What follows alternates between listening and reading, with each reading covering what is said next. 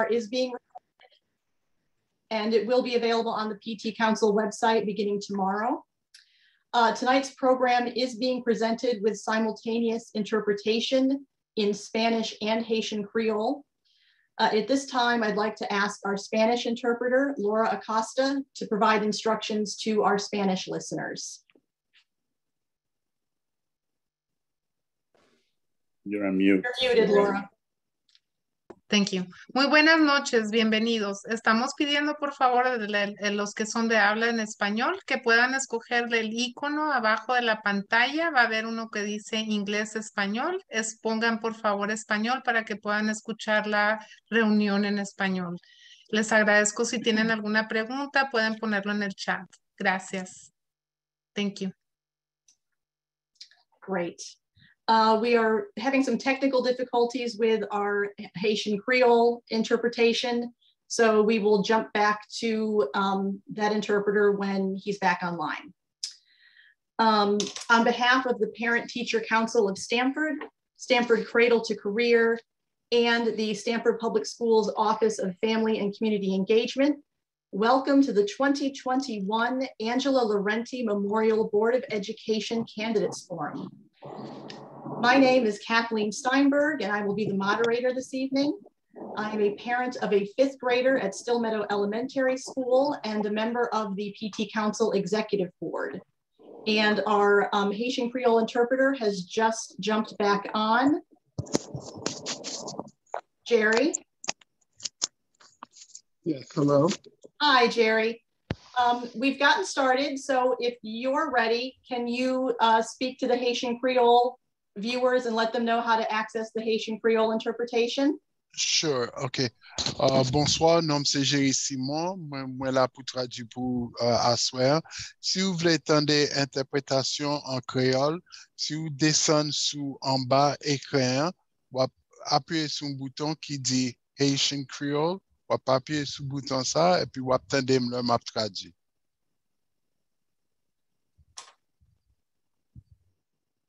All set? Great. I'm joined tonight by Jacqueline Latif Scully, my colleague on the PT Council Executive Board. Jackie will be our timekeeper this evening.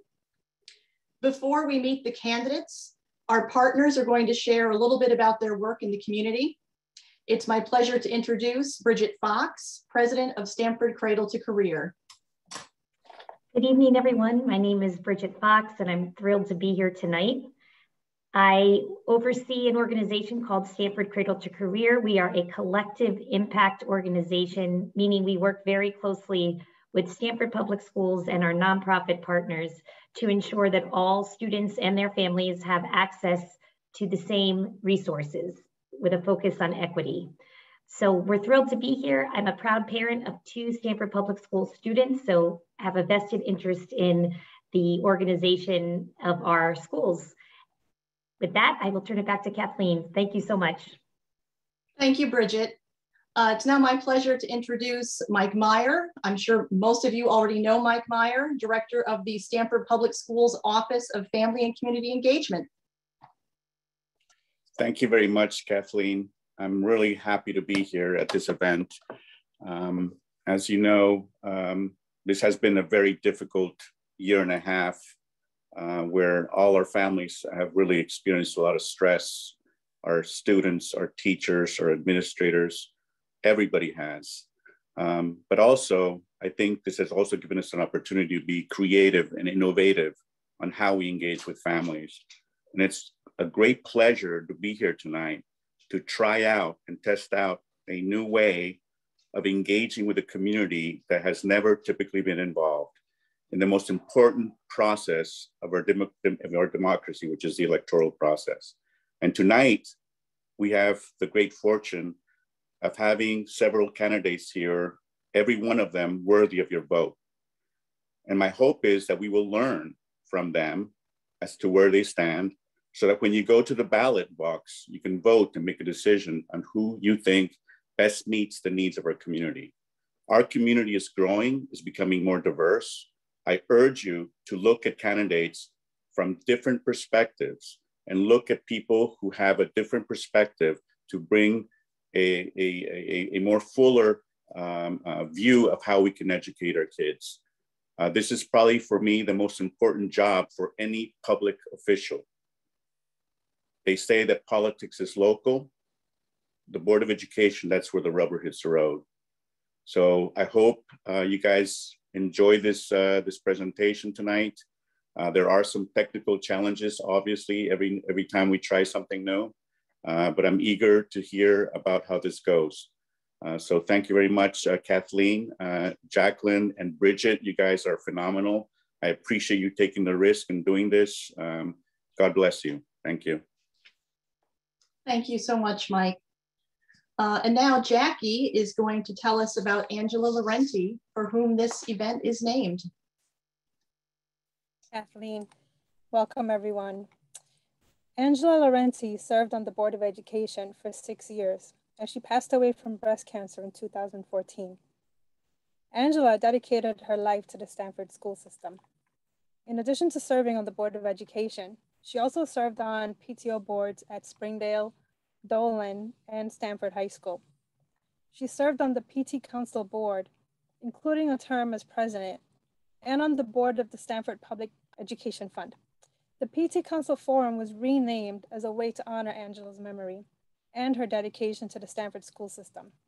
We believe that every Board of Education candidate should strive to be the type of person she was. Angela was dedicated. Throughout her battle with cancer, when she was on the Board of Education, and through many surgeries and chemo treatments, she only missed one Board of Education meeting, and that was the day she was diagnosed with cancer. Even when she was off the board and her daughter had already graduated from the Stanford Public Schools, she remained committed to keeping up to date on education issues and advocating for our children. During the budget process and right before she passed away, she knew what was going on in our schools. Even while she was in the hospital on the night of an important hearing, she sent emails to the Board of Reps and the Board of Finance, asking them to support our school budget. Angela was selfless. She never had a personal agenda as a board member, and she tried to stay away from making decisions based on politics. Her focus was on doing what was best for all of our children, even when they weren't easy decisions. It is these ideals of dedication, selflessness, and a commitment to equity that Angela lived by that the PT Council hopes will serve as a reminder to all of us about the kind of volunteers we should strive to be. We were honored, for those of you who knew Angela, we were honored to know her, and we are honored to have this forum named after Angela. And I think her daughter is on tonight. I didn't see her, but I hope she's here to know that we keep her memory going and that we continue to honor her. Thank you. Thank you, Jackie. And thank you to the family of Angela Lorenti for being here tonight with us. I did not have the pleasure of knowing her, but she certainly is someone that we should all try to emulate in our work on behalf of students in our public schools. Now it's time to meet the candidates. There are 8 candidates running for 3 available seats on the Board of Education. We are fortunate to have 7 of the 8 candidates here with us tonight. To begin, we're going to ask each candidate to take 2 minutes to introduce themselves and share what motivated them to run for the Board of Education. Jackie will indicate when the 30 seconds are left and when your time is up. So candidates, we're going to proceed for the introductions in alphabetical order, starting with Joshua Esses. Thank you, Kathleen. Thank you, everyone, for being here. First, I wanted to start by offering a few words of encouragement for our friends and colleagues at West Hill High School, where I know there's been adversity, not just the past few days, but the past few weeks. And I hope that everyone can tell their friends and families involved at West Hill that we're thinking of them and we support them through this time. The best teacher I've ever had, my 11th grade English teacher, still works at West Hill from where I graduated in 2009. I'm a Stanford native and 3 times Stanford Public Schools graduate, Roxbury, Clunan, and West Hill. The experiences I had as a student in Stanford Public Schools prepared me for incredible personal and professional opportunities. I made lifelong friends from all walks of life. I played team sports, basketball and lacrosse. And most importantly, I received a quality education, which started me on my path to becoming a lawyer. I know that Stanford Public Schools can do the same for you and your families. But to do so, we must ensure that the school district remains accountable to the parents, teachers, and students that allow us to succeed. I want parents and teachers to be involved in the significant changes that affect our students' classroom experiences. Whether we are talking about tracking in our middle school classes, the change of curriculum at Stanford High School to eliminate advanced placement curriculum, or the adoption of a new grading policy in certain classes at our district's high schools, the sense I get from parents and teachers is that their input is not being solicited. This is a mistake. The administration should run the school district for the benefit of our families, and not the other way around. As a member of Stanford's Board of Education, I'll fight for our families and our students to bring accountability to Stanford Public Schools so that you and your children can have the same quality experience as did I. I hope to have your support on November 2nd. Thank you, Mr. Esses. Mr. Joseph Gonzalez. Good evening, everyone, and thank you for the invitation.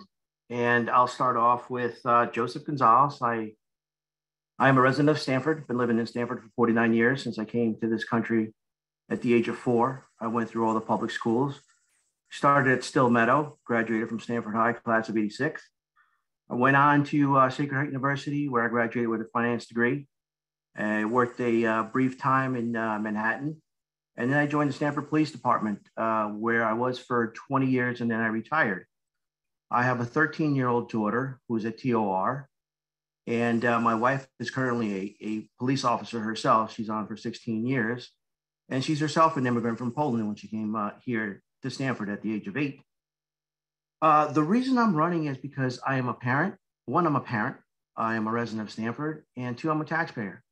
So as a parent with a child in the middle schools, I want her to get the best education that will prepare her for the future, that will prepare her for college, because she's already thinking of what she's going to study in college. So that's the major thing, is education, not only just for my daughters, but for every child in the public school system, the over 16,000 kids, regardless of whether they are immigrants, Native Americans.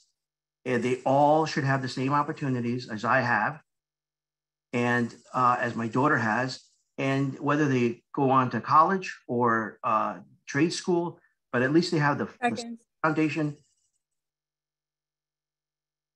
Go ahead, you have 30 seconds. Okay, they have the solid foundation of an education. So that's one thing but I'm running out of time, so thank you. I hope you have your support on November 2nd. Thank you. Thank you, Mr. Gonzalez. Ms. Becky Hammond. Good evening. I'm Becky Hammond. Actually, Dr. Becky Hammond. I've been a resident of Stanford for 35 years. And along with that, and probably the reason I'm here tonight, is I've been an educator for 30 years. I'm passionate about students and learning. I want all children to learn, achieve, and succeed. And I want students to know how to think, not what to think. And my passion here is not only to help the Stanford Public Schools as well as the educators, but to push our school system into the future. We've had a tough couple of years. I'm looking at the bigger picture here, not only transparency and accountability for the Board of Ed and superintendent. I like to keep them honest. That's probably my most important rule. But along with that, when I'm looking at the academic excellence for students, that's probably my most important piece, because when you strive for excellence, everything becomes secondary. And so I'm looking at that curriculum audit that will be taking place. I'm looking at social and emotional learning, grading policies, midterms, and finals. to have deeper discussions about those. College and career readiness, as well as K-12 programming. These are all teacher retainment. These are all very important. And so I look forward to your support. I'm currently on the board and I would love to serve an additional time period and look forward to your vote November 2nd. Thank you. Thank you, Ms. Hammond. Mr. Michael Hyman. Good evening. I'm so happy to be with all of you tonight. I can tell you that as a nearly 30-year resident of Stamford, that this is a town that is the home for 2 of my children, but I'm the father of 4. So I know the idea, 4 adult children, in fact. And so I've had the experience of sending 4 of my children away to college. I know what that feels like, but I also know what it feels like to want to make sure that your children have the very best education possible. And so that they are allowed to thrive in the school district that they're in. That we put together schools that make sense for all of our families. And that's part of my motivation for being in this race. As an activist in Stamford, I've always felt that we could always do better. But I also know that our school system has, in fact, delivered, as Mr. Esses said, a great education for him. We want to make sure that that education and the possibilities of that are for all children all along the way. My experience in Stamford schools is as a parent. I've chaperoned and been on as many bus trips as one may ever want to go on in a lifetime. I've been to Liberty Island and to Washington, D.C. At the same time, I also know that there are those children who, for whatever reason, have to struggle to make it from one neighborhood into our classroom. We can do better with this. As an educator who taught at Turner River Middle School, I think that I know the school system quite well. As an activist, I want to help make it better. Thank you. Thank you, Mr. Hyman. Mr. Ben Lee. Thank you very much. Well, hello, everyone. My name is Ben Lee. I'd like to thank the PT Council for putting together this forum, and I'd also like to take a moment to thank the translators who are supporting us this evening. Every parent loves their children, wants the best for their children, and wants to support their children every way they can. And that means that we have to be able to reach all parents in the school district. And I appreciate that the help of the translators helping us communicate them with every parent. Why I'm running for the Board of Education is, I'd say, 2-part. First, I am a dad. My son Matthew will hit kindergarten next year. My daughter Claire, who's 6 months old, that's not going to be too far behind. But it is also, I'm running for the Board of Education because I believe we are facing a generational challenge in our schools. I've been in our schools and I have seen how we do need to renovate or replace up to 1 million square feet of schools. I've seen some of the decay in our schools, and it is wrong that we are sending our children into schools that are not heated or cooled properly, with roofs that leak and with the threat of mold. This is simply wrong, and we are not setting them up for success. I believe that is something we must correct.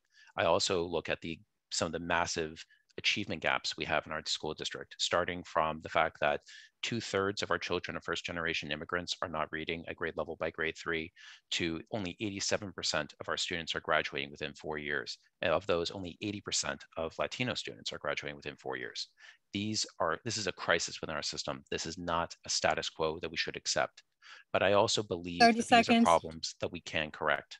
I'm a veteran and a member of the Board of Representatives, so I know how to tackle tough challenges. And as a member of the Board of Representatives, I've learned how our budgeting process works and how the various stakeholders on all the boards throughout the city.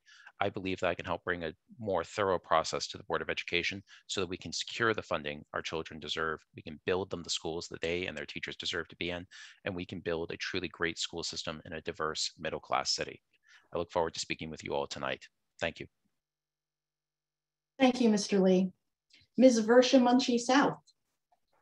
Hi, I'm Versha Munchie South, and I want to just start by thanking the PT Council, Cradle to Career, the Office of Family and Community Engagement for hosting this forum, as well as for making it more inclusive by providing interpretation in Spanish and in Haitian Creole.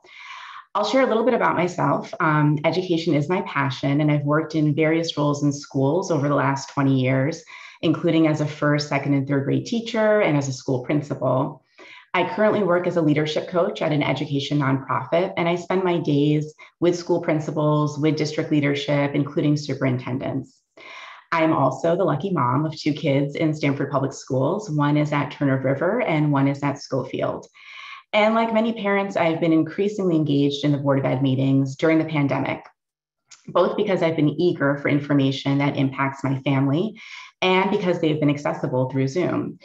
And while many may assume that our Board of Ed members are primarily parents like me with kids in our schools, or that our Board of Ed members have deep expertise in education, the truth is that this perspective and knowledge about how to effectively run schools and districts is currently not reflected on our Board of Ed. And you can see the results of that gap in how the Board of Ed is currently struggling to function. So I'm running for Board of Ed because I care about equity. Our schools right now range from excellent to mediocre to frankly unacceptable. And as a Board of Ed member, I would work to ensure that all kids have access to schools that are safe, engaging, exciting, and rigorous, regardless of where they live or what school they attend. Thank you. Thank you, Ms. Munchie South. Our last candidate is Ms. Jackie Pioli.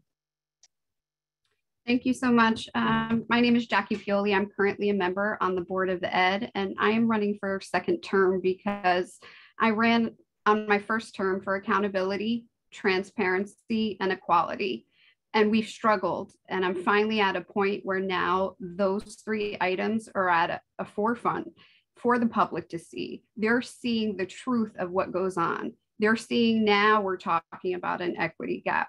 We're now talking about students not achieving. I've had 3 kids in Stamford Public Schools. My niece is at Wheaton. My daughter is now applying to college. But I also have a son who didn't succeed in Stamford Public Schools. I was a parent advocate in Stamford for the last 7 years. I no longer advocate. And I have to tell you the things that are going on in Stamford, we need to address them at the board, and we need to have honest conversations. If people are looking for a political position, they shouldn't be on the Board of Ed.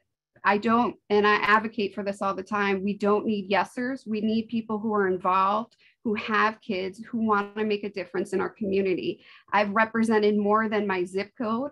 I'm a product of public housing. I always hear people speak about the socioeconomic gap and where are those kids, but when it's time to actually look at the achievement gap, go through the data, we're not having those conversations. So I hope to stay on the board and work with board members who actually truly want to do work. And when we talk about accountability and transparency, we move forward and have those hard conversations. 30 seconds. Thank you. Thank you. Thank you, Ms. Pioli. And thank you, candidates. We are now ready to move into the question and answer portion of our program. Once again, candidates will have 2 minutes each to respond to 6 questions submitted by Stamford parents. Please remember, this is not a debate. Every candidate will have the opportunity to answer each question. As each question is asked, Jackie will add it to the chat. She will also continue to alert you when you have 30 seconds left and when your time is up. If it's not your turn to respond, please continue to mute your microphones. This is especially helpful for the interpreters who need to have, as little ambient sound as possible. We would also ask the candidates to refrain from typing in the chat during the program. At the end of the evening, you'll have the opportunity to include your websites and your contact information for any viewers who may wish to follow up with you after tonight's event. So I think with that, is everybody ready to get started? Yay, thumbs up. Our first question is going to Ms. Hammond. And apologies in advance, some of these questions are lengthy, which is probably why we're putting them in the chat too, so you can read them. Question 1, Stamford Public Schools serves nearly 16,000 students. At every grade level, there are significant differences in academic proficiency. Do you believe the district is meeting the academic needs of all students, including those above grade level, at grade level, and below grade level? And what more should the district be doing to ensure that all students reach their full academic potential? Ms. Hammond. Thank you. this is a big question, and I think it, needs to be looked at from like a K-5, 6, 8, 9, 12 perspective. When I look at those, I mean, our goal is from cradle to career. So when I look at the big picture, I'm really looking at students who are going to go into careers and college. That's our goal. 59% nationally only graduate. The other 41% drop out. So we really need to look at skills and how we're preparing kids. Are all kids college kids? No. So I really think we have to look at it from a big, wide macro perspective. From a K-5, I look at the reading piece and the math piece. And I do know at the reading level, we right now have 9 schools that are only at 42% above benchmark, and the other 4 elementary schools are at 29%. Absolutely not appropriate. When I look at the national report card, the NAEP, we are still in the 40% range at the elementary. At middle school and high school, 6-12. When I look at the AP, IP, IB, and the ECE scores. 30 seconds. Yep, it's very concerning that we still don't have all students involved in those areas. So I know we can do better. And that is one of the reasons I'm looking forward to academic excellence and to keep pushing that with a careful eye. Thank you. Thank you, Ms. Hammond. Next up, Mr. Lee. Thank you. To answer the question briefly, no. As I said in my introductory statement, we have some significant achievement gaps, and these gaps are not an academic question, and these are not a status quo, which we should accept. In particular, I've been struck by the questions of reading proficiency in the elementary schools. By 3rd grade, it is said that a student should be then starting to be able to read to learn. And this is a key benchmark because a kid who's not reading at grade level by 3rd grade is, statistically speaking, very likely not going to be reading at grade level by 5th grade, by 8th grade, by 12th grade. We have to make sure that we are setting students up for success at the very start of their academic careers. So how can the district be doing more in order to support students? One is that I think we have to look at the problem comprehensively. The responsibility of the district legally is, of course, only during school hours. But if we want to take full moral responsibility for providing education for our students, it's a 24-hour question. 60% of our students are on free or reduced lunch, which means a lot of our students are coming to school with needs outside of the school building themselves. Some of that's going to be them partnering with our nonprofits, some of our excellent nonprofits in the area, such as Cradle to Career or Domus, making sure that we can be looking comprehensively at where the needs are of students and providing for them. And then most importantly, it's resources within the classroom. Some of this is going to be adjusting what we're doing. 30 seconds. Teachers these days are often not taught some of the latest in neurological studies for how to teach reading. That's a very complicated way of saying that we need to make sure that we're providing continuing education for all of our teachers so that they can be meeting students where they are. 90% of a child's brain development happens before the age of 5. So kids who are coming to us without pre-K may need more help with reading is how that means. And bottom line, we need more teachers. That's going to be a question of funding. How we get the funding is going to be a question of getting that through the Board of Finance, the Mayor, and the Board of Representatives. That is a political question. Thank you. Thank you, Mr. Lee.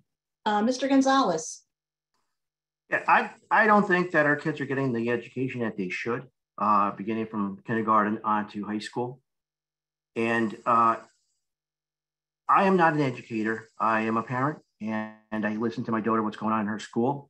And I was a cop for 20 years, so I dealt with a lot of kids. One thing is that there's a group that is silent, that is ignored, and that's the 44% of Hispanic kids in our public schools. And there are 71 different languages spoken in the homes of the students in Stanford. So something has to be done.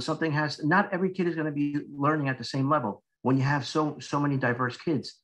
So I think that resource should expand, the in-school help. expand, hire more para-educators. Everything should be done in school and separately at the level of each kid. The help should be given to that level of each kid to bring up that proficiency in reading and math, science, history, and because a lot of kids right now are so, like my daughter says, she goes to class and a lot of kids aren't paying attention. Why aren't they paying attention? Why are they being disruptive in class? That has to be addressed. Take them out, put them in another classroom with para-educators, and 30 seconds. And make sure that they learn. That is my thing. That like I said, I'm not a politician and I'm not an educator, but I believe that Stanford public schools are great. I went to all public schools, and my daughter, she's doing great, but that extra help needs to be addressed. Thank you. Thank you, Mr. Gonzalez. Mr. Hyman. Thank you. To the extent that people say that we haven't been talking about the achievement or the equity gap, I have to wonder where have they been? And I can point to 20 years ago this October, I wrote an article for an op-ed piece for the Stanford Advocate. It was called The Sad Facts of Educating African-American Children. I took the data from the school district, from the superintendent's report, and applied them to all of the schools and wrote an op-ed piece that pointed out that of all of our schools in the city at that time, only one school in our district had a majority of the students. And when I say majority, I mean 51% of the students at proficiency who were African-American. The data has been around for a long time. We've been talking about this for a long time. In fact, a lifetime. Those children who were there in 2001 when I wrote that article have graduated from the Stanford Public Schools. Can we do better? The question was asked, is the school district meeting all of the needs? The answer to that, sadly, is no, but that doesn't mean that it's impossible for us to do this work. We need to have the willpower to take it on. What we do need to do is to take a look at what the data is telling us. It's been around for a long time. What we should also be doing is thinking about what can we do about that data. And good minds and good hearts have to come together and figure that part of it out. Cradle to Career is the idea that partners are there to help us out. I think this board, the previous board, hasn't done a good job. In fact, it's done a horrible job on working with partners to help our children. We can do much better than this. Thank you, Mr. Hyman. Mr. Esses. I think every school district in the country would say that they could always be doing better to educate each of their students. And I'm sure that Stanford Public Schools is no different. The most important thing I think we can do to make sure that every child is getting the education that they deserve is to create an environment in each school that is conducive to learning and where there is an expectation that your job is to come to school to learn and be educated and to pay attention in class. And that starts with hiring the right principals who set the tone for the way that schools run. You know, I attended 3 public schools, as I mentioned. I have a younger brother. He attended different schools. I know friends in schools now teaching that attended different schools when they went. And there's a tone that's set from the top. You know, when you walk into a school building, is this a school that takes learning seriously? Or is this a school where learning is ancillary to a job of just making sure that we supervise children during the day? So the most important thing is to set the example from the top and to work with the best principals and administrators to make the schools run well. The second thing we should do is look to examples of success stories in our own district who have improved test scores and student attendance and replicate those in all of the other schools. And I'm referring specifically to AIT. 30 seconds. If you look at AIT's SAT scores from 10 to 15 years ago as compared to Stanford High School and West Hill High School, it was third. If you fast forward today, SAT scores of the students there are something like 100 or 120 points higher. than they used to be, and they're clear ahead of West Hill and Stanford. Now, some of that may just be student selection, but I think a lot of it's going to be the tone that's set and the curriculum that permeates through AIT. They're a technical school, and we should look to those best practices moving forward. Thank you. Thank you, Mr. Esses. Next up, Ms. Munchie South. So first, I would say the answer is no. We are not meeting the needs of all of our students. But what I will say and what I would encourage us to think about is that this is not what's called an achievement gap. It's actually an opportunity gap. And the difference between those is that we are not giving our students the opportunity to perform on grade level because we are not giving them all consistent access to grade level instruction. The reason for that is because our curriculum is outdated. So we use curricular materials like Teachers College and Everyday Math in our schools. Those in other districts around the country have been through 2 other curriculums since then. So we are quite behind in the materials that we are providing to teachers. Now, what happens then is that teachers supplement, and they supplement from the wealth of resources that are on the internet, like Teachers Pay Teachers. What you get when you search on the internet for curricular resources is typically not aligned with grade level standards. And so then what happens is our kids don't get access to grade level instruction, and then it's time for them to take the SBAC or the SATs, and they struggle because they haven't been getting that instruction that's aligned with grade level standards. Another issue is that our schools don't regularly send home academic data to families. It's very hard as a parent to know how my kids are doing. It's October. I haven't gotten SBAC scores yet. My kids took that test in the spring. So how can I, as a parent, really know how my kids are doing and respond and support them if I'm not getting that data? And the last thing I'll say is that we have teachers who really need professional development in how to differentiate instruction. So they're not teaching to the kids who are struggling the most, but instead providing grade level instruction with the scaffolds to bring everybody up and everyone to a place where they will succeed on any assessment we give them. Thank you, Ms. Munchie South. Ms. Pioli.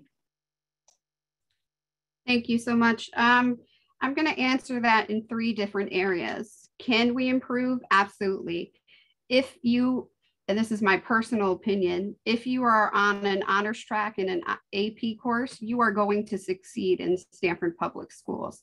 If you are not reading by 3rd grade, how do you get kids to read? Well, we hire reading teachers. We don't need new reading programs. We don't need community support. We need to hire reading teachers who teach Orton Gillingham, which is a scientifically based research program that teaches struggling readers how to read.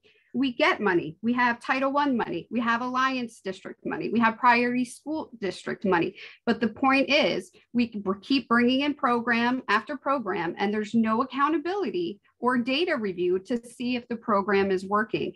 And not every student is going to use the same program. So we need to do better. And if kids aren't reading by 3rd grade, we're not enforcing our own policies. We're not supposed to be doing social promotion and pushing kids on to 5th grade, because in 5th grade, they're not reading. We do not even require kids who don't read to go to summer school. We provided day camp this year, spending $8 million for students instead of teaching them how to read. So we need to make priorities. Do we want to provide free day camp, or do we want to teach kids to read? Because this year, K through 8, they didn't have reading teachers. They had an activity camp at the end of the day. 30 seconds. So the children who weren't reading last year aren't reading now because instead of having reading teachers during the summer, they were taught by para-educators. Those are the true facts. That's why we don't have kids who can't read. They're sitting in front of computers, reading 180 and math 180 in middle school, and then they're going to high school and they're not able to behave. And I 100% understand why, because they're sitting in classrooms probably on a 3rd and 4th grade level. So the only way that they can get out of the class is to misbehave. Thank you. Thank you, Ms. Pioli. The second question actually goes to Ms. Pioli. The number of students requiring special education and related services is increasing every year. Is the district doing enough to address the needs of these students and their families? And how can the district better anticipate and prepare for future needs in this area? Okay. So I'll start, our number is rising, but there's probably a high percentage that aren't identified. They're not identified because we're not testing them early enough in the stage. Students shouldn't be tested in 5th and 6th and then be getting identified in middle school. The more supports that we place in elementary school, the better our population and our students will excel. It's a proven fact. The more that you educate smaller children, the less supports they will need as they further on into middle school and high school. So they probably need more supports. I was very disappointed in some of the actions that we took during special ed through the pandemic. I wasn't happy. So we could do better. And I believe the number is probably higher. We're under the state rate, which is rare in Connecticut. So I hope that we can do better in special ed. Thank you. Thank you, Ms. Pioli. Mr. Gonzalez. I think that with special ed children, it should be it should be caught on at an early age in elementary school and worked on from there with special education teachers. I think most of the time when a child is lagging behind, he's just pushed along or she's pushed along, and so it's not picked up by the teachers, which should be, and then addressed properly. That way, the child gets help early and won't have any problems later on as they proceed in their education. I can't complain too much because my daughters, last year something was picked up with my daughter and at Turner River, and administration was great. The teachers were great. They worked with her with testing and everything and seeing where the problem was to address that situation that was going on. And so I with my experience, they did a lot for my daughter, and they still continue to do a lot. So that's what should be done with all students. I know that's asking too much, but no one can be left behind. Kids with their education, like I said, if it's caught on early, it benefits the child because then it can be worked on. 30 seconds. And the child can develop properly and properly in education and not be that left behind or be a problem. Thank you. Thank you, Mr. Gonzalez. Ms. Munchie South. So I would say there's a couple of parts to this question. So there's the question of kids who do need to be identified and receive special ed services. And for those kids, we need to have a strong multi-tier model that is data-driven so that kids who are receiving services, we're continually assessing and seeing, are these the right services? Are they getting what they need? Are they ready to move to an environment that's called less restrictive, meaning that they can be in a general ed classroom more, they can be with general ed students and not be pulled out. We know that the more students are pulled out and isolated, the less likely they are to move out of those highly restrictive SPED classifications.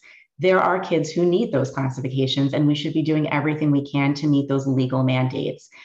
But I would say another issue is that before we look at what's called tier 3, which is the kids who need the most interventions, we again need to look at tier 1, which is what are all of our kids getting? Are we fully confident that all of our students are getting the best possible instruction? And do all of our teachers have professional development that teaches them how to differentiate instruction? And that includes, do they have training in that science-based reading intervention, in a phonics-based program? Do all of our teachers, are we confident that they are all well-equipped in teaching kids how to read? Because if they're not, then we're going to see kids who are overly identified. And that is an issue on the other side of this, that there's quite a bit of bias in identifying kids for special ed. 30 seconds. And so we want to make sure that the kids who are getting those services really need them. We're not overly identifying kids because maybe we haven't given them the best instruction, or because they're acting out, and because of their behavior, because of what's being called defiance, they're being labeled as needing special ed services when actually what they need is better instruction and classroom management. Thank you, Ms. Munchie South. Ms. Hammond. That's not that. So I like to look at this from a couple perspectives. as far as special ed, I look at the key piece here is resiliency. And where does that start? How do we teach resiliency? We teach it from birth to the child. And what's happening, I had reviewed these statistics before, but 1/4 of the time a child spends at school during their formative years versus they spend 3/4 of the time at home. And so a lot of this really needs to be taught really at young ages.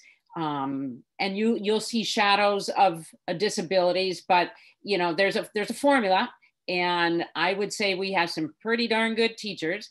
But the big picture is how we identify these kids, and preschool is really the important piece. The other piece that I like to look at is the next step. And once these students are identified, and hopefully mostly all of them at elementary level or preschool, is where we will take these kids and move these kids. Some get exited, others travel with it, and they learn to compensate. Special ed disability shouldn't hold children back. Right now, Stanford Public Schools has outplaced 183 students. And so what my concern is with this is the cost behind it. And I'm looking at Lower Fairfield County really needs to have a magnet school for special education of various ranges, and we can really support kids. I would think the magnet school would be stellar. We can pull in kids from all areas. We are struggling in this area. Kids have to be put in different places out throughout the state, whereas we could have them right here in Stanford. So that would be one of my thinkings, but the key is resiliency, and how do you begin to teach that and those time's up that these kids develop already at a very young age. So thank you, Ms. Hammond. Mr. Lee. Well, thank you. I suppose I'd open by saying that I actually agree with a fair bit of what Ms. Pioli said, in that capturing special and identifying special needs early on is essential. We have to know at the elementary school level what the needs of every student are, and we have to start preparing those students right away. And I think that, so to that, I think Ms. Pioli made a good point on that, which I believe was echoed by a few other people here as well. For me, the question of how do we serve that population is a question of funding, and it is a question of how we make that work. And that picks up then a bit of a theme of what I was talking about towards the end of my last answer. Funding is, to me, a question of politics. It's a question that the Board of Education does not operate alone. It operates in an ecosystem of other boards. It operates in a system that receives 7% of our budget, 23 million comes from the state, roughly the same amount comes also from the federal government. So how does it operate in order to maximize the money it can get from those outside sources? How does it operate in order to get as much money as it can from the other boards and make that go through? Because I think that one of the questions that lurks when we talk about special education is this feeling that maybe funding crowding out other priorities. And this is wrong in my view. Every single student deserves to have a full and comprehensive education. If special education requires more funding, especially if we are having to address other issues that are outside the home, and this gets to the opportunity gap, which I have not understood not to be a curriculum question, but actually an economic question. 30 seconds. The opportunity gap is 60% of students being on free or reduced lunch. The opportunity gap is 43% of our residents being rent burdened. That is to say, basically living paycheck to paycheck. Hungry students don't necessarily learn. We have to feed them first, and then we can deal with other issues, and then we can start getting to providing a full and comprehensive education. All this requires money. All this then requires good process and engagement with the relevant stakeholders so that we can get that. And then being wise about how we spend the money. But that's also a process question that I'm sure will come up later in our debate as well. Thank you, Mr. Lee. Mr. Esses. Thank you. The first issue, as others have alluded to in special education, is making sure we're diagnosing early which populations need special support and which populations do not, and which individuals in those populations need. It's my understanding that if you look at the communities of color, they are underrepresented in the special education population as compared to other communities. That's a question of diagnostics, not of prevalence. And we need to make sure that we're reaching out to the right people to get everyone the support that they deserve. The second prong is evaluating the programs that we put our special education students through, whether we're educating them in Stanford Public Schools with resources and services that we have, or sending them outside to third-party providers that cost a hefty sum of dollars for Stanford taxpayers. We need to know what metrics exist in connection with those placements. Are they improving their reading levels? Are they more comfortable in the school environment? You know, depending on what behavioral issues they may have. Are we seeing a resolution there, or are students just sort of being shuffled through the system until they can reach an age at which point Stanford Public Schools say, well, your time here has expired. The final thing that we can do to make sure that resources are appropriately allocated for those students that need them, and not simply those who have parents who can find good lawyers to assert a claim to them, is do a little more scrutiny of assertions of really the resources that folks want in connection with individualized educational programs for their kids. And the problem that you have here, and it's limited, but it exists, is that there's some parents who are very proficient at navigating the educational legal system to get their students entitled to expensive outplacements at other schools to which they probably don't deserve. And in light of all the other needs in our districts, Thank you. Time is up. It would be prudent to closely analyze those to make sure we're not being wasteful. Thank you. Thank you, Mr. Esses. Mr. Hyman. Thank you. Mr. Esses has mentioned something that's rather interesting. You know, the idea that there is probably two different tracks, that those parents who have lawyers and who are well-heeled enough to get an outcome on special ed that is different from some of the other students within our district. It can be costly. The idea is that special ed is governed by the federal government also, that all children are by federal law allowed a free and appropriate education. The special education budget is annually an unknown number. Because we can actually decide what that number might be that we want to put into our budget. But it is also a factor as far as how many people and what are the services that those students may very well require. I would hate to see a point where we are so concerned about the money, which we should be concerned about, that we deny services to students because we're attempting to manage down to a budget number.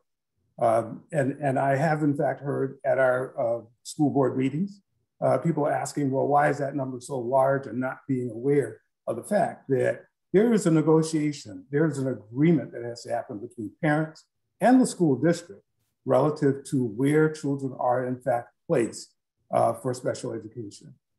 I think we need to do a reset on special education. 30 seconds. That the school district should probably lead the way in bringing in parents and all of us to talk about how we can do special education in a more creative way, how we can fund it, and how we can make it work so that it's judicious for all of our students to be a part of, if it is necessary and appropriate for them. Thank you, Mr. Hyman. Question 3 goes to Ms. Munchie Smith. Ms. Munchie South.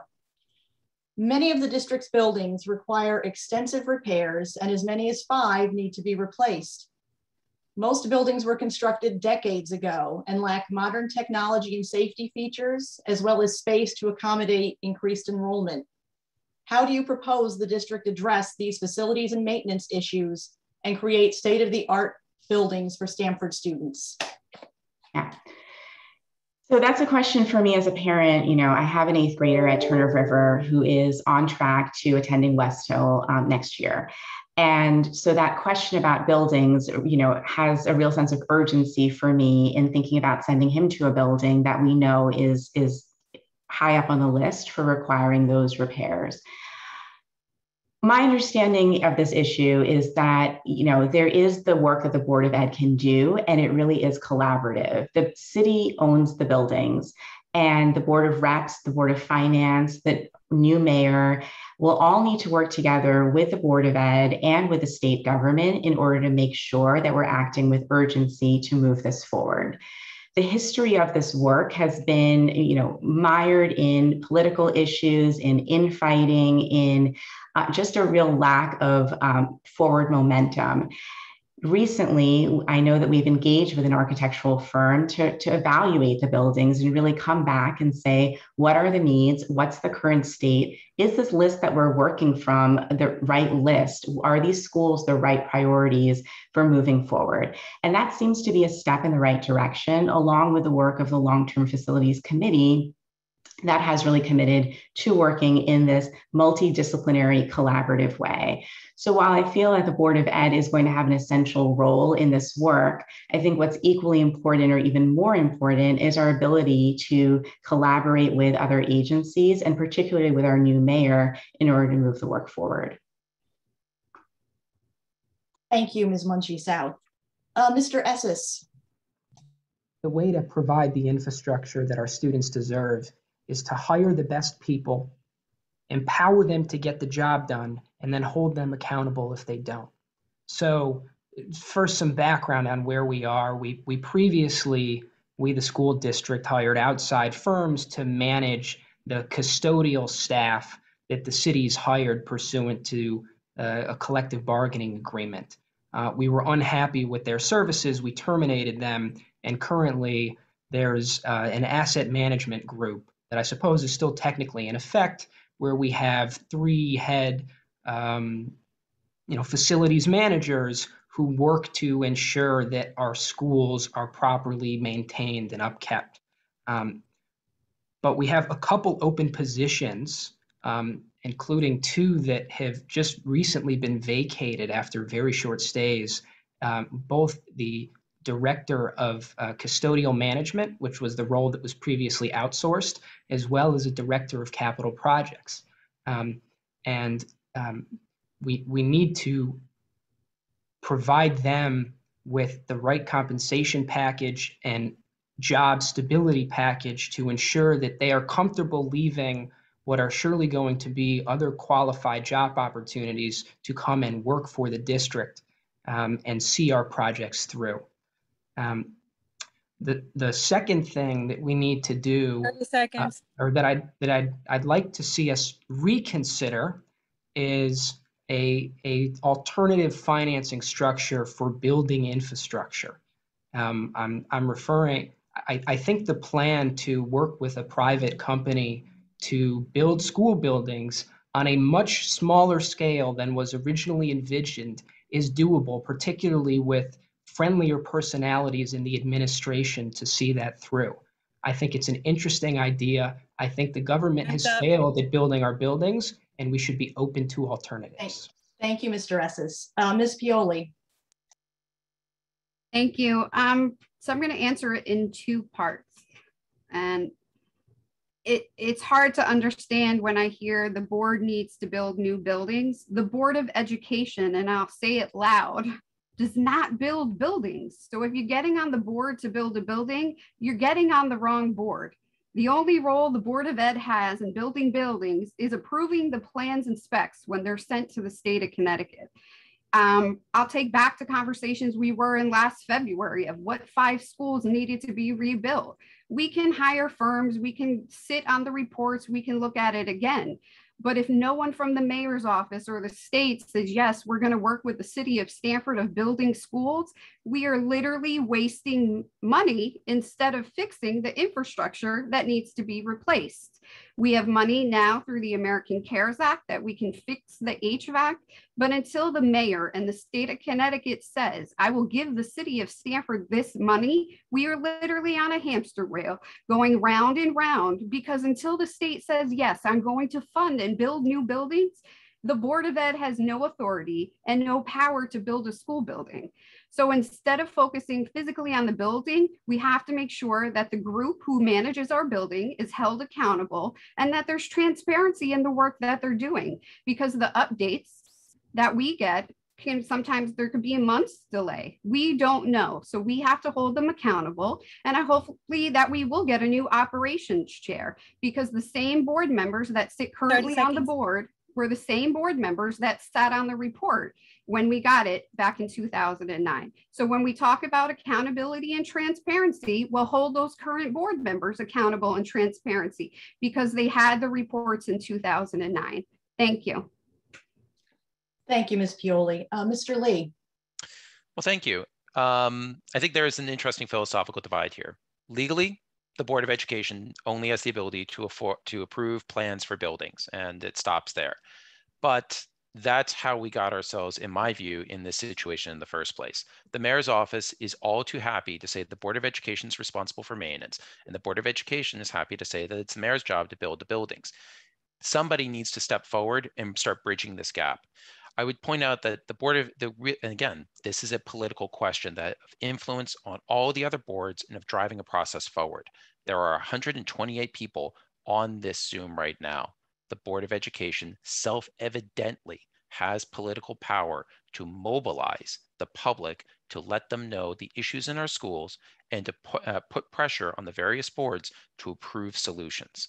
So that is a philosophical difference as to what the Board of Education is supposed to be doing. I would note that how are we going to do it?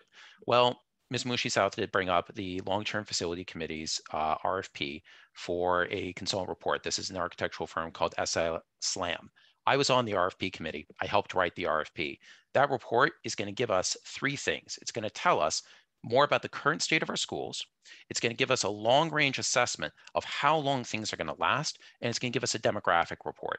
That's going to tell us how many students we can expect in 5 years, in 10 years, and we can work backwards from that into how many schools we have to accommodate those students.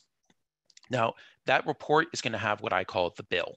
It's going to be a big number. It's going to be a number of schools that have to be addressed and addressed soon. But we then have to just focus, do the work, get the federal money, get the state money, and raise our own support to start doing that work. And then most importantly, we have to maintain what we fix. We have to have a long-term master plan that tells us every year what has to happen, and then directing how we then funnel our bonds into replacing those things. Thank you, Mr. Lee. Mr. Gonzalez. Yes. Well, first of all, maintaining our buildings, that has to go out to contractors. So whoever is in charge of getting bids, and of course in the city, the lowest bidder wins. But that has to be held to accountability. The contractor that is hired has to be held accountable to the work that they're doing. If nothing is being done, if nothing is being fixed, if nothing is being maintained, then why keep on outsourcing the work to a particular contractor? Now, let's talk about buildings. That needs money. That is money, whether it's state, municipal bonds to finance the buildings. You have to see whether the building needs an overhaul or a new building has to be built with better technology. Which is more cost effective? A lot of argument here is that the Board of Education doesn't have any power. It's up to the city. Well, you know what? We have the power to mobilize parents to get the ear of the mayor, to build better schools, to maintain the buildings that we have now. That mold situation that seems to be reoccurring and not being taken care of. Who contracted the company to eliminate the mold situation? That they haven't been successful. 30 seconds. Get rid of that contractor and hire another contractor. Stop wasting money. I am a taxpayer and resident of this town. I call it a town because that's what it was, a town. Now it's a city. But somebody has to be held accountable. Get rid of that contractor. Get a different contractor. Thank you. Thank you, Mr. Gonzalez. Mr. Hyman. Well, within the 30 years that I've been here in this town, I can't recall a mayor ever telling the board or telling any of the city residents that you can't build that building when it came to schools. I could be wrong about that, and I'm certainly happy to be educated on it. But the idea here is that we do have the ability as a board to influence, as several of the other speakers have said, where and how we address the facilities needs of the Stanford Public Schools.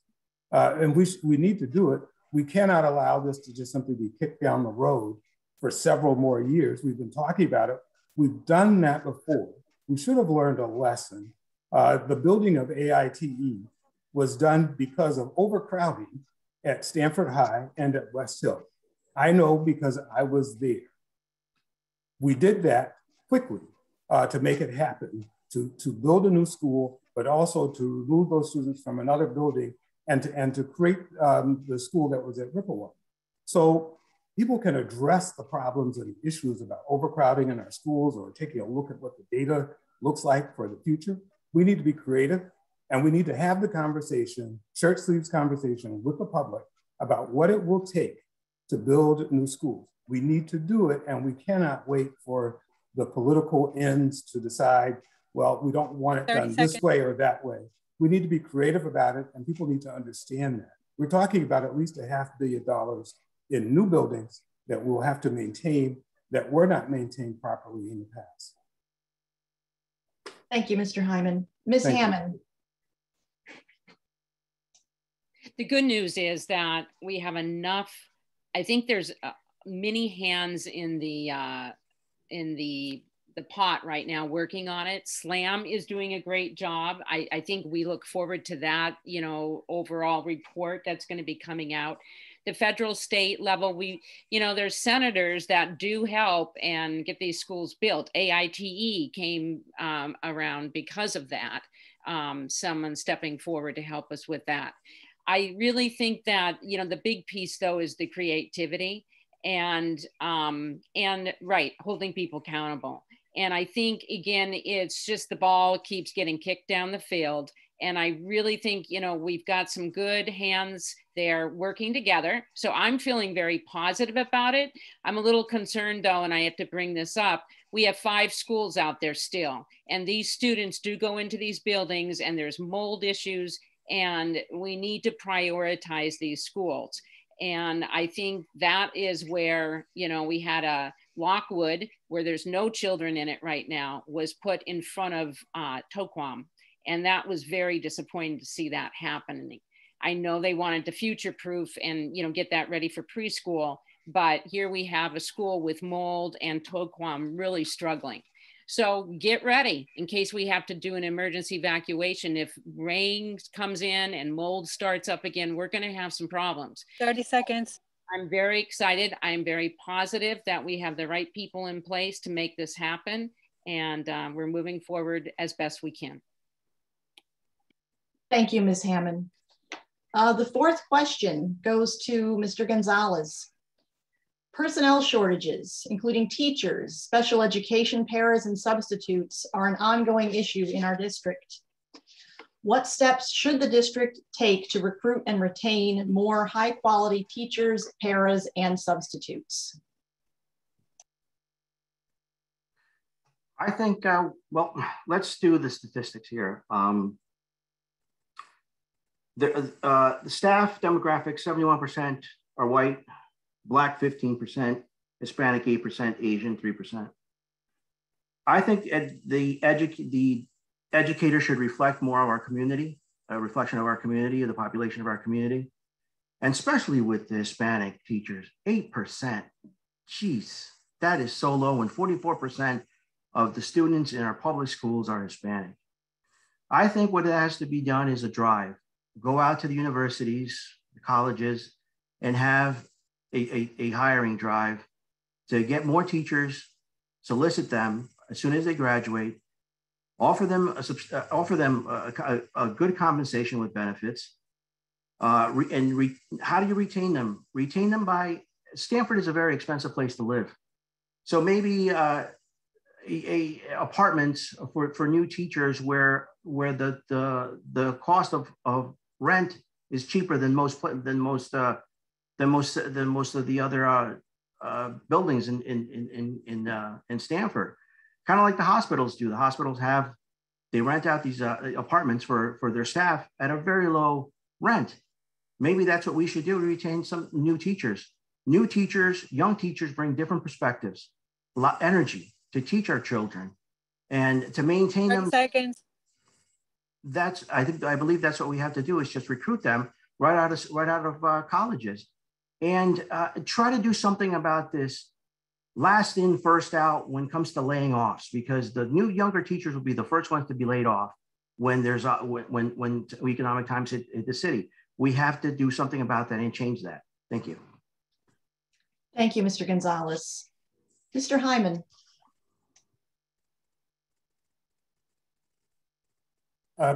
To maintain or to grow our teachers and to ensure that we do have a school district that better exemplifies who we are demographically. I think one of the things that can be done is certainly a robust recruitment of teachers, HBCUs, historically Black colleges, for example. Mr. Gonzalez has mentioned the idea of looking for more teachers of color, Hispanic, Latinx. I think that would be appropriate to do. But to make that happen, you have to actually have a plan and then decide to implement. When we have the will, it means that we don't try something for 1 year and abandon it the next year, but that there needs to be several years of doing this type of work to get the critical mass that we would be looking for. I think it is also important to be creative and to grow our own here in Stamford, that we should be encouraging young people to join in as educators, and that there's a career path there. To retain those teachers who do arrive here in this town who may not be from Stamford, the affordability of housing is a problem. And I think some of the creative ways that we need to look at that is probably to consider even possibly housing subsidies for new younger teachers who come in for the first year, 2 years that they're here in the city, that would allow them to live in this particular town. We don't want to train people and then lose them after 3 years to another school district somewhere else. So we have to be very creative and inventive on getting and keeping all of the teachers that we find. Thank you, Mr. Hyman. Mr. Esses. It is very expensive both to become a teacher and then to live as a teacher in Stamford and our neighboring communities. And I have some proposed solutions that can alleviate those costs without costing taxpayers a dollar. The first thing I think we should do is reduce the credentialing requirement for our teachers to become tenured throughout our school system. I am totally unpersuaded that a teacher who receives a master's degree, as I understand is required to receive tenure in our school system, is a better teacher for the students than a teacher who goes through an alternative credentialing teacher practice program that would allow them to have classroom skills to survive. Not to survive, to thrive, excuse me. One of the barriers to teachers from all backgrounds, particularly who are young and may not have generational wealth, is that it's expensive to get a degree to become a teacher, and then it's costly to be a teacher. We've heard references to housing stipends or other things like that. I think it's a great idea. Let's work with the private sector, a provider of low or middle income homes to buy or rent, and see if we can't partner up to have them provide discounts to Stamford Public School teachers. It would be a public relations coup for those organizations, and it would support teachers in our community. I'm thinking specifically, not to put him on the spot, I don't think he's here. Somebody call Richard Friedman of Garden Homes and Realty. I'm sure someone has his number. This would be a great thing that he could help the community out with. The third point I'll make very briefly is working with our labor unions on labor flexibility.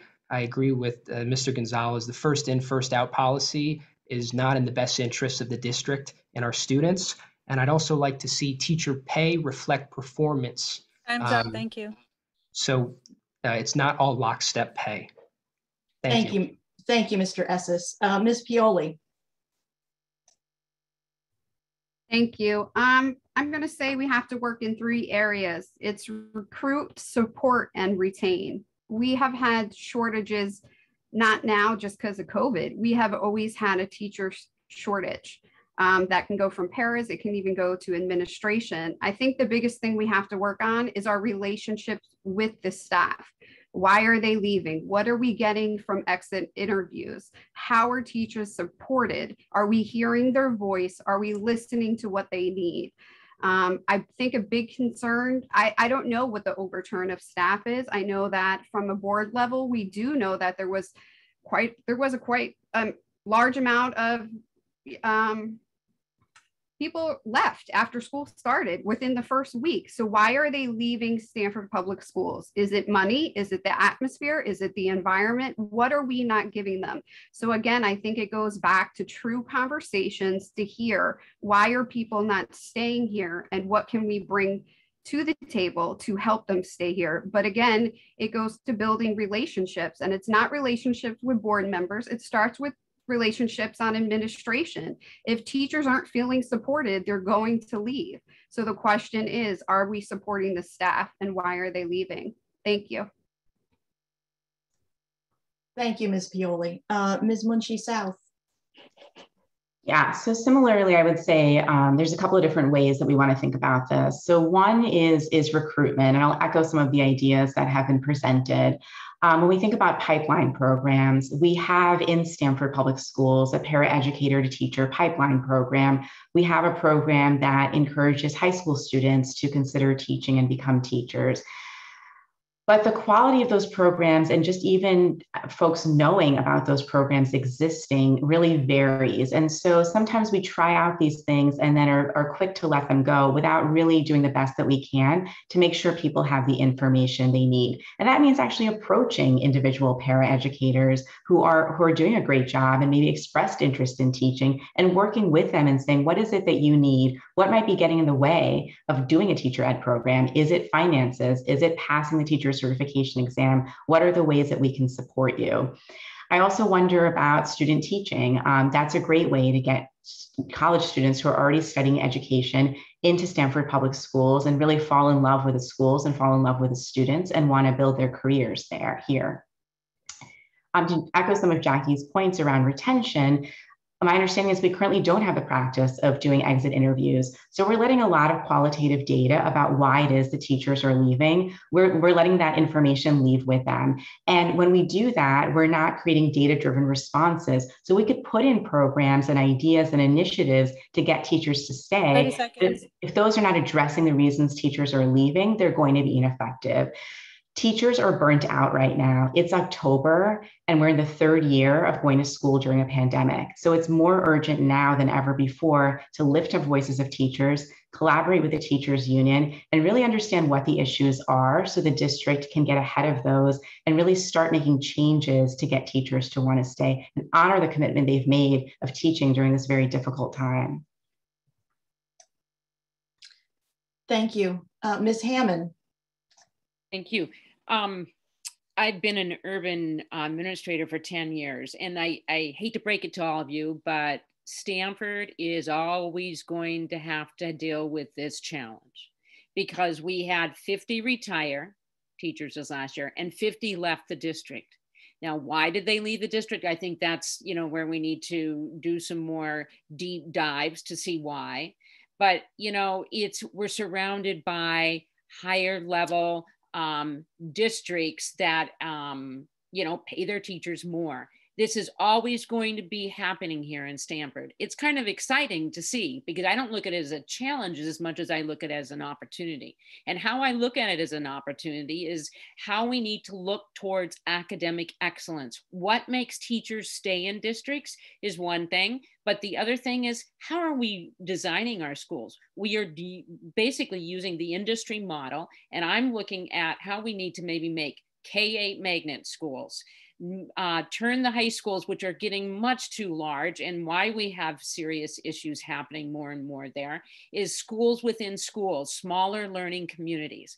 Big picture schools is a great school, great idea to look at. It's how you take a certified teacher and how they're certified. They run through the basic certification system, and they work with smaller groups of students. It's one way of approaching learning. But I really think we can put groups together to think through this, but it's always going to be opportunities for us in Stanford to train and to really build them up and hopefully retain them. Thank you, Ms. Hammond. Mr. Lee. Thank you.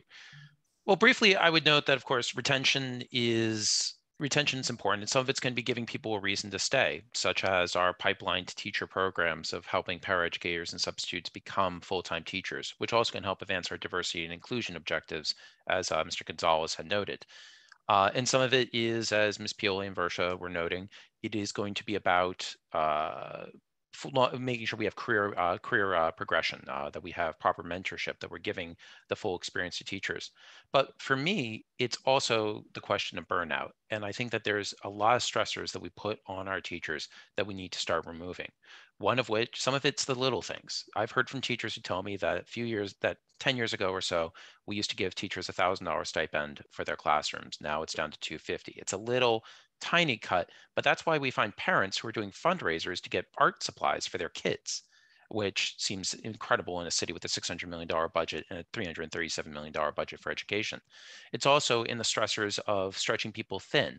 I was at a PTO meeting a few weeks ago, and parents were talking about how they used to have 2 art teachers. Now they have 1, and that was putting a stress on how the PTO could do certain events. But also imagine the stress on that 1 art teacher for an entire elementary school. We have, in little tiny ways, we have been cutting back on our supply of teachers, and we are overworking the teachers that we have. And this all gets to a question I think that we've all been a little afraid to answer, and that's been evidenced by, with respect to how we've all addressed the question of housing costs. We have talked about housing costs in terms of subsidizing housing, instead of asking perhaps the question of, why are we not paying our teachers enough to live in Stanford? Why do we think that that is such a high and unattainable number that we can't pay enough for somebody to have an honorable professional job and to be able to afford an apartment? Yes, it's an expensive area, but it's expensive for everyone here. So I would just, and granted, teacher salaries are 65% of our budget. What I'm suggesting of paying teachers more would be much more money. At the same time, and as I've said earlier tonight, we have to do the right thing. We have to be unafraid of what that number is. We have to confront it and find a way to make it happen. Thank you. Thank you, Mr. Lee. The 5th question goes to Mr. Hyman. How do you define educational equity? And do you believe the district is doing enough to meet the educational needs of students from all socioeconomic and cultural backgrounds? Well, I believe the answer to that question is similar to the first question that we had.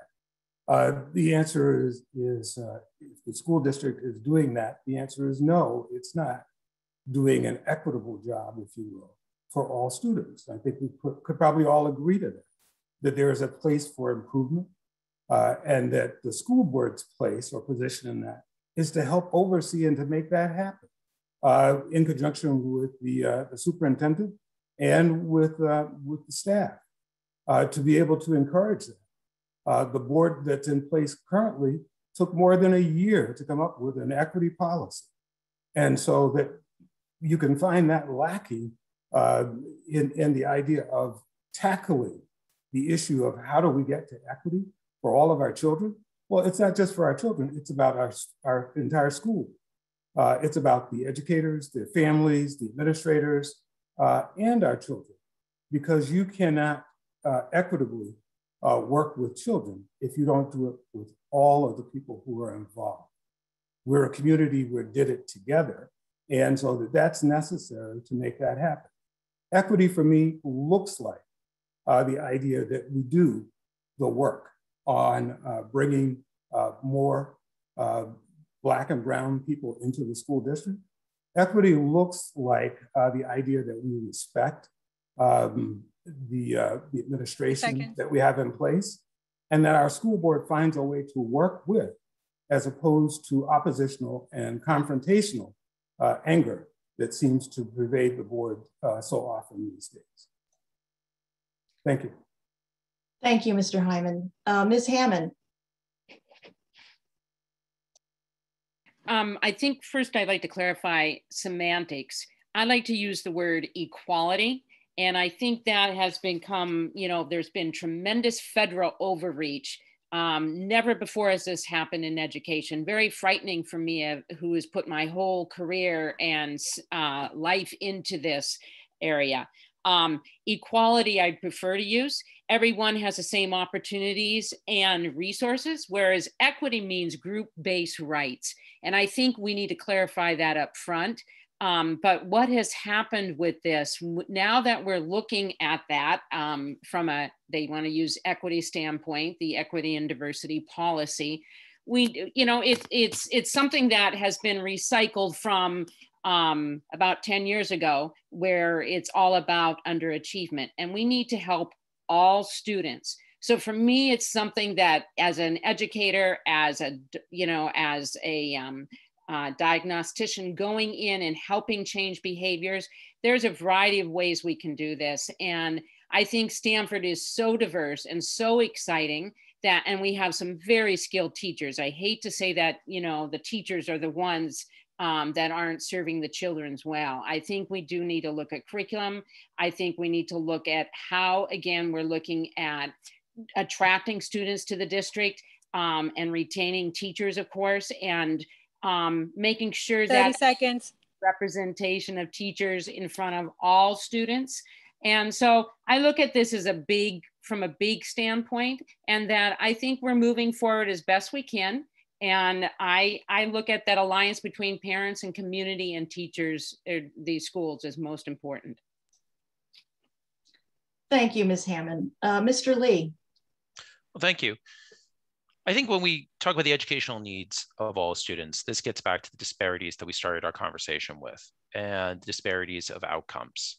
And for me, I think that, and there is a status quo element of this that I think needs to be confronted. When we think about Stanford is a diverse middle-class city. So what are we trying to aim for? For me, the standard that I want to aim for is the highest possible standards. It is 100% graduation rate. It is every student in elementary school reading at grade level and getting the resources that they need to make that happen. I think that the thing that we have to confront in that, there is this, I grew up in Fairfield and I went to Fairfield Public Schools, and there is this pervasive notion, I think, among some people who live in Fairfield County, that good schools are schools that are in wealthy, predominantly white towns. That's this idea that a diverse middle-class city like Stanford can't have schools that reach those same level of achievement. And I reject that notion. I believe that is a dangerous notion. I believe that is a wrong-headed notion. I believe that is a notion that has no place in the 21st century. And so that's why I want to commit ourselves to reaching the highest possible standards and not accepting a status quo that writes off too many of our students. Again, only 80% of our Hispanic students are graduating within 4 years. Hispanic students, as Mr. Gonzalez has noted, are 44% of our students. This is unacceptable, and we have to find a way to be helping every single student. Now, to do that, we are going to have to conquer a scarcity mentality. And I believe that that is the thing that has held us back. It is something I've seen on the Board of Representatives. I've seen people say, the tax increases this year were only 2.5%. Why did the Board of Education budget go up 4%? These things are not connected. And we need to confront that, to confront what is the number? What is the number of teachers we actually need? Because we've been shortchanging that. What is the actual amount we need to be paying those teachers? What are the resources we have to be giving those teachers? And what are the buildings we have to give those teachers? We have to find out what that number is, and then we have to boldly argue for it. Thank you, Mr. Lee. Mr. Esses. Thank you. I'm going to give Mr. Lee a hard time because he's very smart and I like him. What I hear from some folks on the panel is that the solution to every problem or most of the problems in the district is, well, there's more money and we just need to open our wallets up for it. I will take a different approach, not categorically, but on a case-by-case basis on the Board of Education. So if you feared that all the candidates were starting to sound familiar, rest assured there are still some fiscal differences between some of us when it comes to approaching the challenges of the district. Your question is, how do you define educational equity? Educational equity is the idea that we should evaluate student performance by breaking our students up by their demography and then aggregating how they do. Look, I think every one of us, including myself, is very uncomfortable when we look at graduation rates and test scores and academic achievement of the students in our community, the people that I grew up with, the people that you grew up with, and notice differences on achievement by demography. But I do not think the solution is to then group our students by that demography and allocate resources on the basis of it, or evaluate our success by whether or not we are closing the achievement gap. I think it's important to analyze each student in their own capacity and provide them the best education that they can without regard to race, creed, gender identification, or anything else, because we are all individuals and we should all be treated equally, not equitably. Thank you, Mr. Esses. Ms. Pioli. Thank you. So there's a couple ways that I want to answer that. So equity is giving all students the supports that they need to succeed. So that could be a fourth grader sitting in math class who's bored because he needs advanced work. It could be the third grader who can't read. It could be the new family that came here and is in the ELL program, but doesn't go because it's 3 miles away and the family doesn't feel comfortable sending their kid on a bus for 45 minutes. Those are issues of equity. So it's not one demographic that needs to be supported in equity. It's all of our students that need equity in education. We need to do better. And again, we have the money in our budget, but we need to then look at the programs that we quote are using to support the students and make sure that the programs are working. We keep giving the same money to the same programs and they're not working. The data is there. When we bring it up, we're called controversial. We don't support the children. No, we're supporting the children because we're bringing up the fact that the programs are not helping. Again, children do not just behave bad in school because they want to behave bad. They're acting out because of other issues.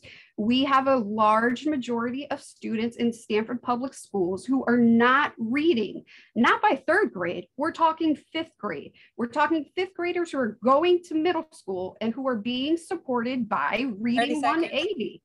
Those kids are going to our high schools. Those kids that you read in our newspapers who are being incarcerated are a majority of kids who cannot read and write. Those are the kids that you guys, everyone on this call, the 117 people and all the Board of Ed candidates, you have to worry about. We have to talk about. We have to make sure socially and emotionally our kids are being supported. The data is there. It's about time the candidates here and the current board members have honest, true conversations. There are positive things going on in our schools, but we need to talk about the true concerns. Thank you. Thank you, Ms. Pioli. Mr. Gonzalez. Yes, I like to think that all students will be treated equally. Equal education for all. It doesn't matter your demographic. It doesn't matter where you come from. It doesn't matter your ethnicity, your race, your gender.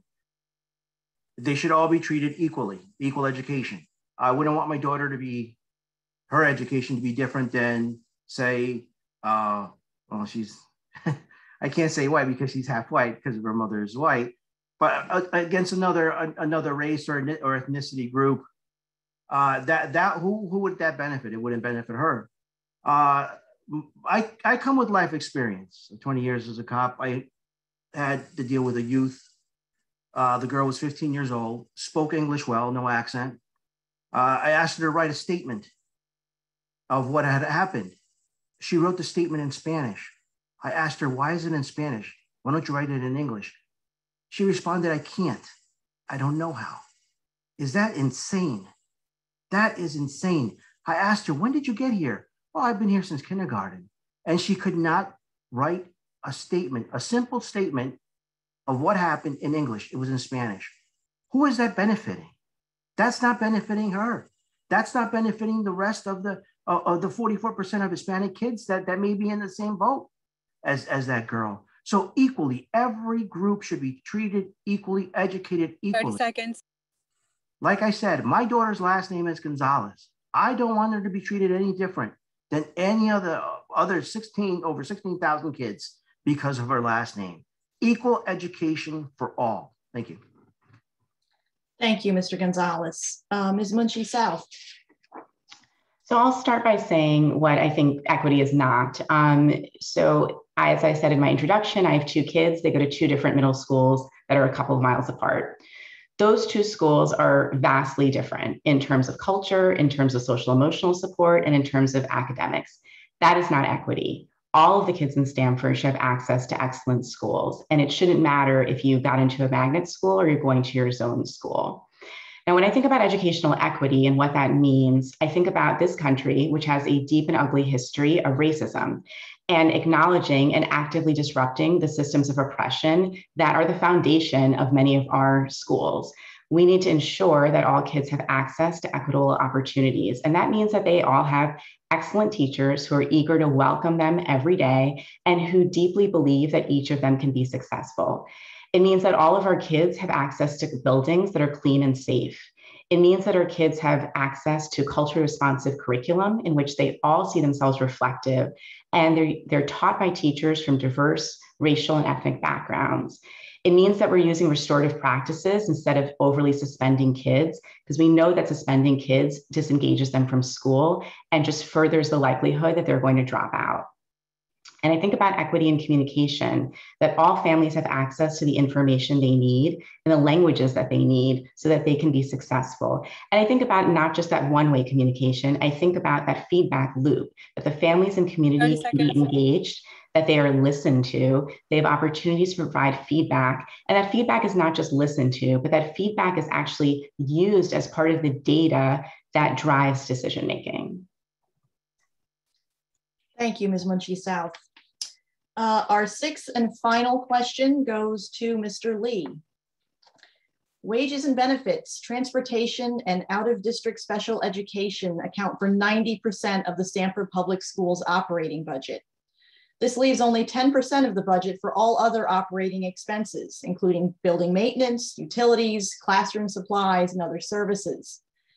Do you believe the district's operating budget is adequate to provide every student with a high-quality education? No, and I do think that that is something that we need to control for. I think that there is some amount, and I suppose I should say, since I've been advocating all evening for higher spending, and I do believe that we need to be spending much more in our school district, I am also, for the record, though, not opposed to taking a hard look at everywhere we have spent money, because the reality is we do bleed money often in ways that I consider to be silly. Some of it could be legacy programs that have been continued for years and years that do need to be questioned. And that's the nature of government that I've seen, is it is very easy to continue something rather than continue just to look at it. And some of it is going to be just looking outside the box a little bit. We have 21 schools and not one solar panel. We spent $3.7 million on electricity last year. This is a very easy area that we could be picking up to a substantial amount of money, which then could be put back into our operating budget. So there are ways that we can expand the operating budget by simply asking, not even necessarily very hard questions, but by simply asking common sense questions in order to find savings, and then find savings that way otherwise. But otherwise, no, we do need to be looking at ways that where deficiencies exist within the operating budget. And I think that's important for us to look at, to understand that things that may not be intuitively immediately clear how they can deliver value can still deliver immense value. So this is in the Army, we would say that you look at a problem sideways. You come at it from an entirely different angle as usually a way of flanking and destroying the enemy. And that's actually a question of, say, communications. Again, we have hundreds of parents on this call this evening, all of whom have been looking, and one of the things I hear consistently is communication is essential. But we only have one person in charge with communication in the SPS office. If we really want to increase communication and then bring parents more into the process, which also could be a way of leveraging all that passion that they have for their students and finding ways to bring more value to our school district, we probably need to hire another communications professional. But that additional communications professional at the short term would only look like another expense in the central office. I think we just need to be looking in a broader way, in a more comprehensive way, as to how we can be delivering value. And we have to be unafraid of arguing for these things in the operating budget. We cannot tell ourselves at the start that we cannot do it. Thank you, Mr. Lee. Mr. Gonzalez. Well, the operating budget for the 2019-2020 fiscal year was $283 million and change.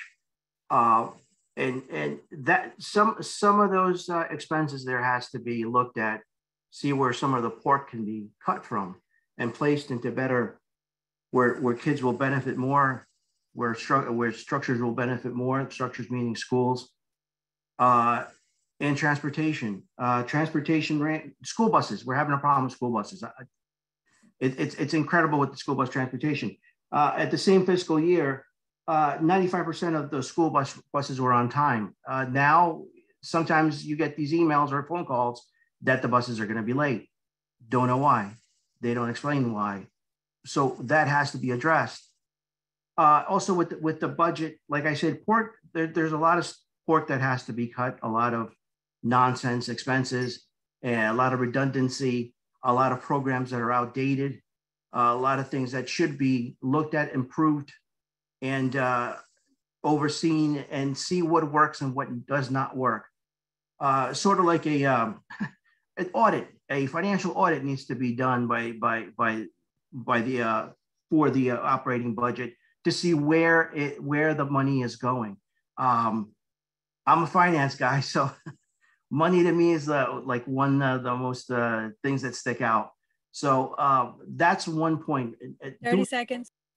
Do an audit to see where the money is going, and cut the pork, cut the things that are not working, the redundancy and expenses, and allocate the money, the monies where it will benefit more the students, the taxpayers, and the teachers. Thank you. Thank you, Mr. Gonzalez. Mr. Hyman. You know, when we think about the idea that the majority or the major portion of our budget is in those three areas that you mentioned before, and then we talk about pork. Well, the pork that anyone is looking at has to be only in the 10%. I mean, are we suggesting that we cut the wages and salaries of the people who are in that other portion? Can we do anything about the special education budget? Maybe there are some creative things that we can do about that. But the massive portion of our budget is in those particular areas. So if 10% is only going, then are we suggesting that we want to increase our budget to 15%, add more dollars available? Possibly that's a solution to working on the issues that we want. But what we need to figure out is, what is it that we want to give to our children? How do we give a premier education, a world-class education to all of our students? And what will it cost to make that happen? We need to have a real-world conversation about that, and to figure out what that number looks like, and to talk with the rest of the community about that. We may find out that there are things that can be cut. We may find out that there are things that we need to add in, but at least let's do the work first before we decide that it's one way or the other. I believe that we should be fiscally responsible for all of the taxpayers in the city, and that adding more money doesn't necessarily mean that it's going to be a better school system if we don't add it in the right places, and if we don't audit and look for those types of savings and effectiveness in the other places that may not be that way. Thank you, Mr. Hyman. Ms. Hammond. Thank you. I think, you know, let's get to the true concerns. Are we going to take the scenic route or the direct route? And again, I'm looking at the Board of Ed. One of our main job roles is to create this budget. I'm concerned, and that's like, I like to keep them honest, that this particular, the leadership positions that we have in the district, we have a very top-heavy administrative district. At the central office, we need to really relook at how we look at, we work with aligning our administrators, our buildings, our follow through with staff development. And so my question to you as community members, and why you would hire a Board of Ed, or excuse me, elect a Board of Ed member, is to really look at us and ask us, why are we here? And I'm concerned, very concerned, that the budget basically should align with learning outcomes. I have not seen that. I have asked for a 2 to 3 year budget, you know, where we build that budget and what we want to work on. I've not seen that. And I think part of that, we really need to hold the superintendent, who's earning a very good salary, accountable. She is part of that, as well as the Board of Ed. And the other piece, similar to SLAM, where they're taking that 30 seconds and going through it and doing, to do a financial audit, but also look at our district and are we getting the bang for our buck? Because it really should be looking at learning outcomes. And I don't think we're doing that. Thank you, Ms. Hammond. Ms. Pioli. Thank you. So I'm going to answer it in 3 parts. Wages and benefits, I'm going to leave as is, because as Ben Lee spoke about, should we pay teachers more? Do they deserve more? So I'm just going to leave it there. Transportation is what it is. So we keep talking about magnet schools. Is magnet a way to go build new schools? Well, we build magnet schools, we're going to have more in transportation. So that's a thought. The out of district for special education, I don't know how many on the call know this, but the more we spend in transportation, we actually do get a return from the Connecticut State Department of Education. So there is a return on that. And also our return will continue to go lower as we as Stanford Public Schools begin to have the core program, the REACH program. So if we're not outplacing children, realize that we're going to then get less of a return from the state.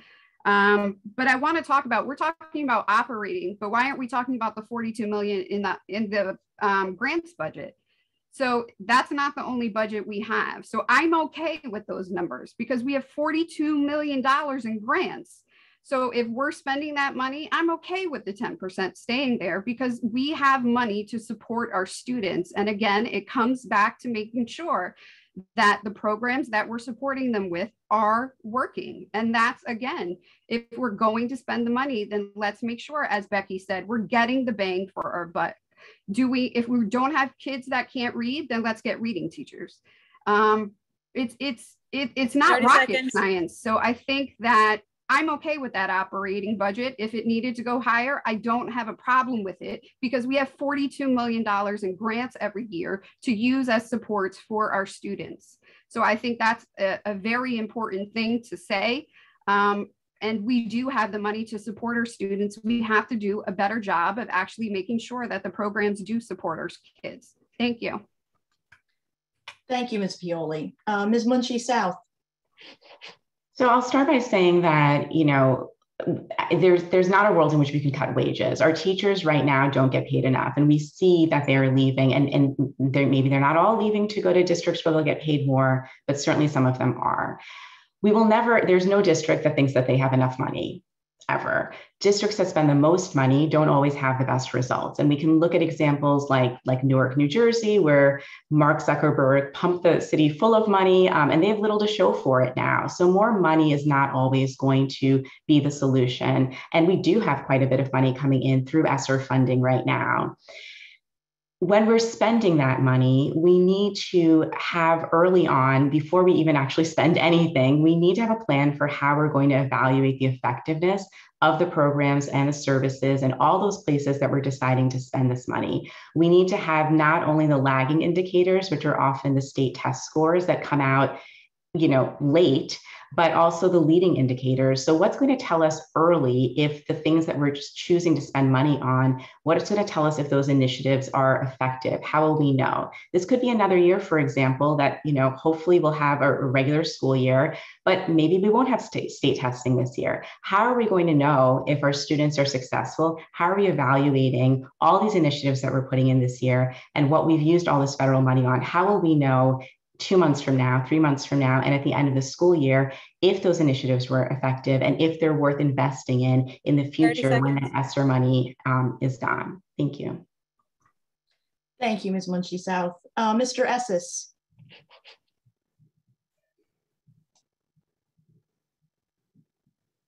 I think the operating budget as it is, in line with the expected year-over-year increase to reflect inflation and salary increases is sufficient to provide for the needs of our students. The question is, how do we spend smarter and not more? And here are some ideas. One of the roles that the Board of Education plays is the labor negotiator with, or I should say, the approver of contracts entered into with our employees, with our collective bargaining unions that employ the vast majority of the folks that work in our school district. I think we need to work with the unions when the next contracts come up, be it custodians, teachers, paras, whatever it may be, to make sure that they are being fairly compensated for the work that we're doing, but that their skills are being used where they should be, so that folks, our talents are being utilized in the district. Second, like secondary education, I think primary education has seen a massive growth in human resources bureaucracy. I think that's probably too much, and I would look to cut some bureaucratic overhead. If you're not in the classroom with our students, I think we should be we should exercise much more scrutiny over those positions. We talked earlier about infrastructure for the city school buildings, and as part of an infrastructure plan, I would like to see more neighborhood schools in areas where students actually live, so we can both better serve families on commute, but also cut down on busing and transportation costs, which are a serious driver of cost in the district. And then finally, for some bespoke students or situations, I'd be interested in looking into ride shares or other programs that might more cheaply and efficiently transport students to where they need to go. Thank you. Thank you, Mr. Esses. And thank you, candidates, for answering all of our questions this evening. Before we get to your closing remarks, I just want to share, and I believe that Cradle to Career posted it in the chat. Cradle to Career and Building One Community are hosting a What is the Board of Education session. That will be Monday night, October 11th at 6:30 via Zoom. You can get the information from the flyer that they posted or from their website, which is Stanford Cradle to Career, or also on their Facebook page. And again, this will really be a Board of Ed 101, the roles and responsibilities, how often they meet, how you as a parent can advocate. So if anyone is interested in learning more about what the folks who hope to be on the Board of Ed next year, how that works, definitely check out this meeting on Monday night. So at this time, we are going to offer each of the candidates 2 minutes to basically tell us why we should elect you in November. Again, 2 minutes. Jackie will let you know when you're at 30 seconds. And we will begin with Mr. Esses. Thank you. I'm going to close with one idea I was hoping to work in before, but couldn't get to, and then sum it up with maybe the most boring but important reason why I hope you and think you should support me for the Board of Education. If you go on Zillow, like I did recently, and looked at my childhood home, if you scroll down to the part where it talks about the public schools that your children would attend, you'll see a rating from greatschools.com. And I did this, and I noticed that the high school that I would have attended, West Hill High School, had a 3 out of 10 rating on greatschools.com. Now, I have contempt for these school ratings programs as much as the rest of you. We saw it for college, it exists for law school, and everywhere else. But the reality is, if you're looking to move into our community and you're shopping for homes or apartments or condos or whatever it may be, you're probably going to see this rating and you're probably going to be turned off, even though these ratings do not reflect the quality of our school district.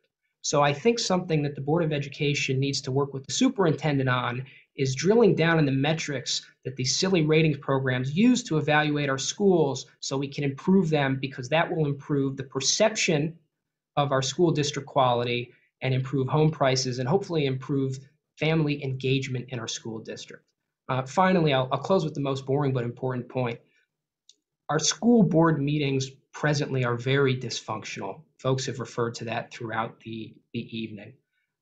I will bring a professionalism, a temperament, and a preparedness to these meetings that agree or disagree on any issue means that I will be talking about the matters that are coming before the Board of Education and not getting distracted with national or state issues, and working across party lines to find solutions that work best for our families, our children, and our teachers.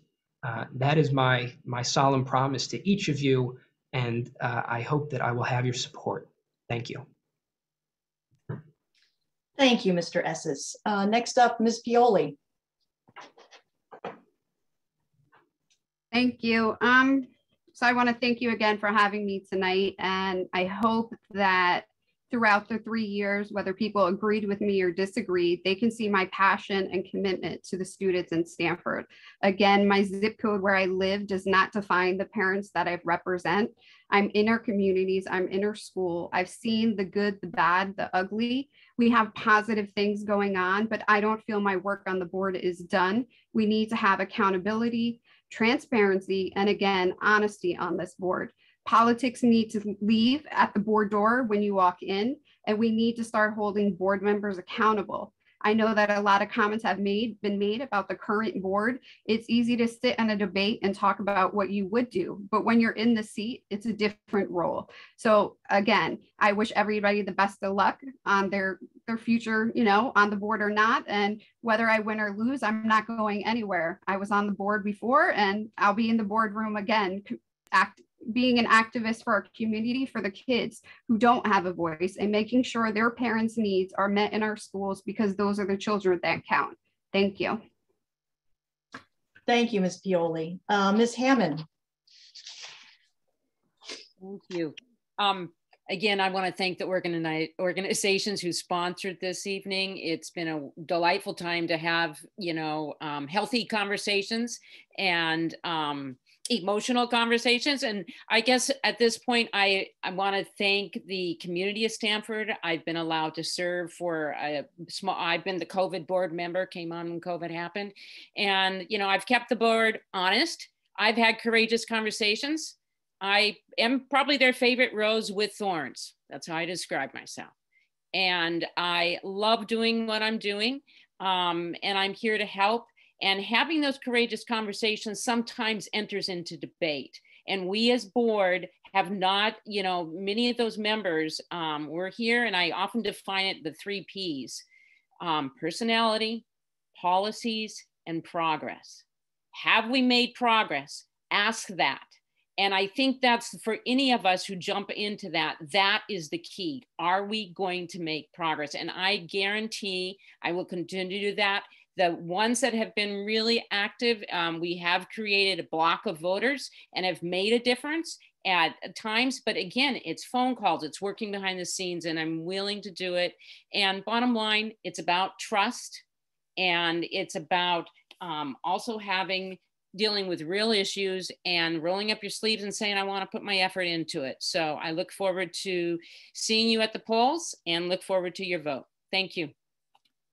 Thank you, Ms. Hammond. Ms. Munchie South.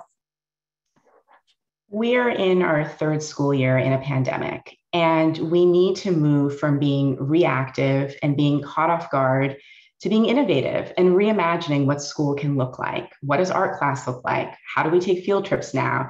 How do we provide our children with the best possible experiences? They can't wait any longer. I work in the field of education, and I can bring my expertise in best practices and the most current research to our district to get us through these unprecedented times. I'm skilled at listening. I work on complex problems with diverse teams, and I can bring this collaborative spirit to our Board of Ed. I'm not a politician. My reasons for running for Board of Ed are clear. I'm deeply invested in our schools, and I want to support our district in moving from good to great. And I hope that I will have your support. And most importantly, I hope that everyone votes on November 2nd. Thank you. Thank you, Ms. Munchie South. Mr. Hyman. I too want to thank the organizers for putting this program together and allowing us the opportunity to come into the homes and speak directly to the voters. I believe that Stanford's best days are ahead of it. I believe that Stanford's school district and our students have a fantastic opportunity to achieve much, much more. But we can only get there if we start the work now. There are occasions when our school district has not met the bar that we want it to be at. But we can move forward with that. I believe that our school district should be about improving the facilities, the human infrastructure of the schools, creating an equity, not an equal, but an equity-centered school district for all students that leaves no one behind. I think that eliminating the dysfunction that is at the board level is important. In fact, I believe that out of the three things that I'm running, that is probably the most important. That if people cannot come together with a certain amount of comity to work together, the other issues never get resolved because they're left behind in a ball of distraction and confusion and chaos. We've had too much of that. It's time for us to move forward and to move on. I bring the idea that I've worked with diverse groups of people at all socioeconomic levels, at all educational levels, and I can do that with this particular board as well. So I look forward to your vote on November 2nd and ask that you, all of you, remain committed to the Stanford schools and to see that we do the best that we can for our children. Putting them first is the most important thing. Thank you, Mr. Hyman. Mr. Lee. Well, thank you, and thank you again for the opportunity to speak with all of you this evening. We have discussed this evening status quos that are unacceptable, the state of our buildings, the outcomes for some of our students. These status quos, these pervasive problems that we have allowed to fester are unacceptable, and we cannot continue them any longer. Now, there are massive challenges ahead, and I for myself, everything comes back to my experience as a soldier. When I learned in the Army and what I experienced in the Army, I know what it is like to be afraid, to look at a problem so massive that I have no idea how I'm going to get over it. And I know what it is to have hope, to put one foot in front of the other and to do the work. And that is what I have done on the Board of Representatives. I have served on 6 committees. I have taken very hard votes, including opposing privatization of our schools. And I have worked intensively on very difficult topics like reforming our entire ethics code. And in doing so, I have done it in a matter of respect, in a matter of thoroughness, and a matter of diligence. And that is the same, those are the same values I would bring to the Board of Education, because I fundamentally believe that we can change the dynamic of how the Board of Education works, both in terms of its actual function and what it believes it's capable of, such as driving more investment in infrastructure, notwithstanding the fact that that is technically not its job. I believe that the Board of Education can be an agent of change, and I believe that this is a generational opportunity we have here in Stanford. We are the leading city in Connecticut. We are at a time of unprecedented federal support for our school that could be applied to our schools, and we are in a moment of community consensus that even now at 9 o'clock at night, there are still hundreds of parents on this Zoom listening and looking for a way that they can improve the schools for their students. I believe that we can harness this power, this energy, and I believe that we can make this happen. We can break these status quos. Thank you all again for your opportunity to speak with you all. If you'd like to learn more, please look me up on Facebook and at benleeboe.com. Thank you. Thank you, Mr. Lee. And finally, Mr. Gonzalez. Thank you very much for inviting me to your group and for letting me introduce myself to the viewers, the audience. Why should you vote for me? Well, I'm not a politician. I don't come with a political agenda. I bring a new perspective, a fresh perspective, ideas. I'm up for the challenge. I have never run away, and I never say no to a challenge. So I think as a retired cop and a stay-at-home dad and a child in the public school system, I will dedicate my time and the resources that I have, the knowledge that I have, to make our schools better for our students, better education for our kids, address the issues that are in the forefront right now in the Board of Education. Also, a voice for that silent group of Hispanics. There are many Hispanic parents out there that are silent because they cannot communicate because they don't know the language. That's a shame. I'm seeing that 44% of the population of kids are Hispanic. So I want to bring that voice to Hispanic parents that are not there, because we all came here for one thing. We all came here for a better life, and we want a better future for our children. That's why we're here. This is the land of opportunities, and it's still the land of opportunities. And we and we will like that opportunities for our children. So on November 2nd, if you think that I am worthy of your vote, if you think that's something that my perspective would bring would benefit the Board of Education and your children as well as my child, then please support me. Thank you. Thank you, Mr. Gonzalez. I'd like to thank all of the candidates who spent time with us this evening, answering questions, sharing their perspectives. I found it extremely informative and enlightening, and I hope that the folks watching at home did as well. I'd like to thank our partners in this endeavor, Stanford Cradle to Career and the Stanford Public Schools Office of Family and Community Engagement. Thank you for collaborating with us on this event, but more importantly, thank you for everything that you do in the community every day to help and support our families. I'd also like to thank our interpreters this evening, Laura Acosta and Jerry Simon. Yes, indeed. That's hard work that they've been doing over the last couple of hours. And I hope that the folks who've been listening to them have felt the difference in being included in these types of events and being a bigger part of the conversation because they need to be. To learn more about the Board of Education candidates and all of the candidates running for elected office in Stanford, and there are many of them this year, please visit stanfordelections.com. You can find out who's running for each office, and then you can be linked to their various websites or contact the candidates directly. And of course, I will say again what everyone has said, please vote. Election day is November 2nd. Look up your polling place, get there and vote. And with that, I just, on behalf of the Parent Teacher Council of Stanford, thank you very much for participating and thank you very much for listening. Good night. Thank you.